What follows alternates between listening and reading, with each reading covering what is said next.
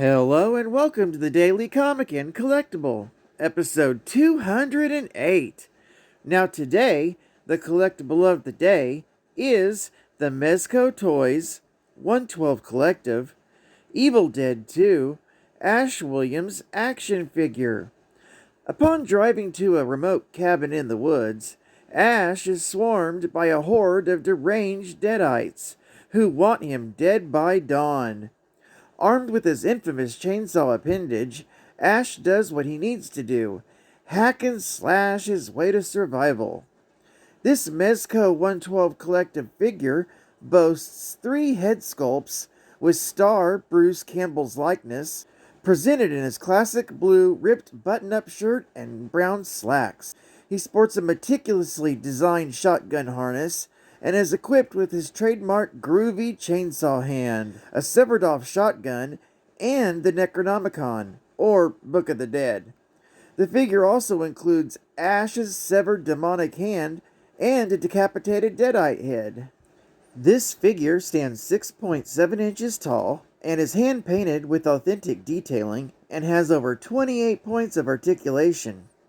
This box set contains Ash action figure, 3 head sculpts, Heroic, Surprised, and Deadite Ash, 5 interchangeable hands, which includes the chainsaw right hand, the Book of the Dead, the severed possessed hand, and Deadite head, and sawed-off shotgun.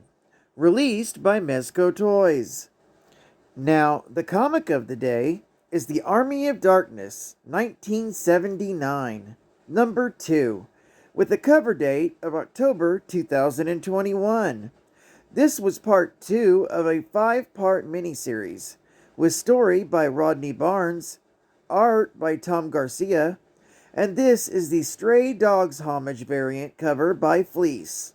This series ran from September 2021 through January 2022, released by Dynamite Comics. The miniseries opens in the South Bronx of New York City in 1979. It was the heyday of the street gangs of New York City. But a new organization arrived calling themselves the Warlocks, a small crew led by a man named Bishop, who has a copy of the Necronomicon Ex Mortis. Using the powers gifted to him by the book, he launches an all-out gang war. Meanwhile, in 2021, Ash is working at a lumberyard, but suddenly Ash is whisked away and dumped back in time in the Bronx, where he meets a gang called the Half-Deads. Ash is made their new leader, and they seek out the Warlocks.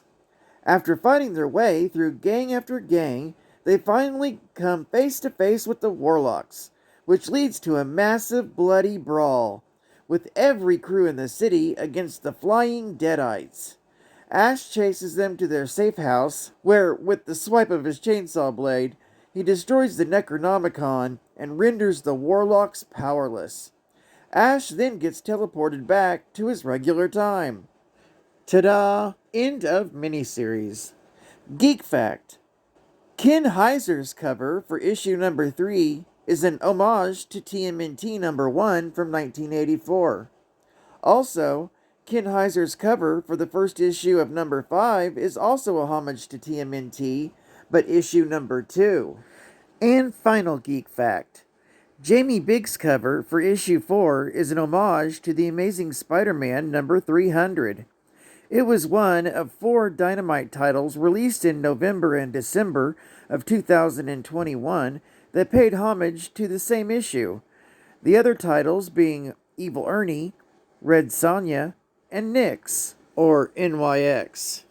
Well, I'd like to thank you for joining me for today's Daily Comic and Collectible, and I hope to see you again tomorrow. This is CatFan ComicsMan, and I'll catch you on the flip. Over and out.